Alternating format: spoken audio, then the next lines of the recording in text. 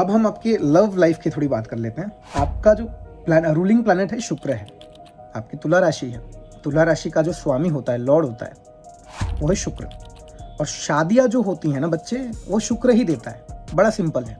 अगर शादी में कोई विघ्न बाधा है तो कुंडली चार्ट में 7वां घर देखते हैं कि भाई 7वें घर में 5वें घर में क्या हो रहा है। तो आपके जो 7वां घर है शुक्र, वहाँ अष्टम भाव में केतु के साथ स्थित है। जहाँ पे भी शुक्र के अष्टम भाव में केतु आ जाता है तो हमेशा पार्टनर सामने से थोड़ा सा ऐसा बिहेव करेगा हमारे साथ कि यार नहीं हो सकता, शादी नहीं होगी, नहीं मानेंगे।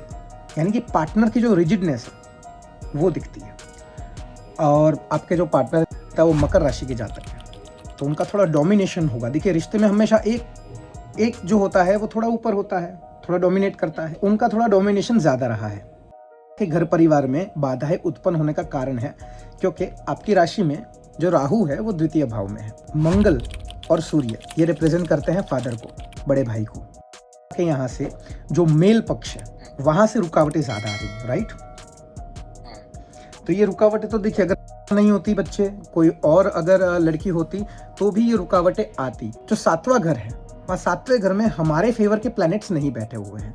तो अब ये सारी चीज़ें मैं क्यों समझा रहा हूँ, इसलिए समझा रहा हूँ कि एक चीज़ होती है कि हमारे पास कुंडली में वो ग्रह हैं, फेवरेबल योग हैं कि हमारी लव मैरिज भी हो जाएगी, घर में बात करेंगे, दिक्कत भी नहीं आएगी। और एक चीज़ है कि हमारे पास योग ही नहीं है, वो खाली बैठा है। जो आपका 7th हाउस है वहाँ पे दुश्मन ग्रह बैठे हुए हैं, यानी शत्रु ग्रह बैठे हुए हैं, मंगल सूर्य।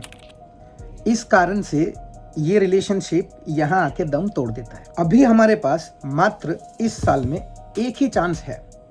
और ये कौन सा चांस है? तुला राशि का लॉर्ड अक्टूबर महीने में अपनी चाल बदलेगा, शुक्र। तो हमारे पास एक ही विंडो है सोमनाथ। अब इससे डरने वाली बात नहीं है कि फिर क्या होगा, कैसा होगा, क्योंकि कुंडली आपको पॉसिबिलिटीज बताती है।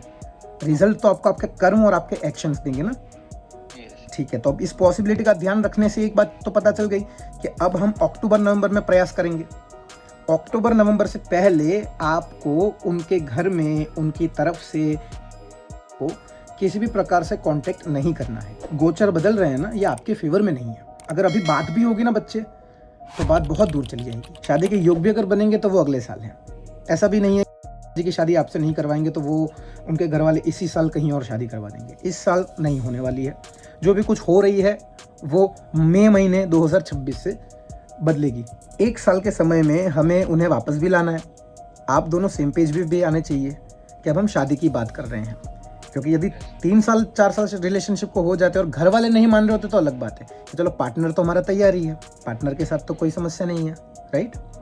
बट सबसे पहले हमें केतु का उपाय करना होगा ताकि पार्टनर की जो असमंजस है, जो सिचुएशन है, वो थोड़ी सी बाहर है। ओके।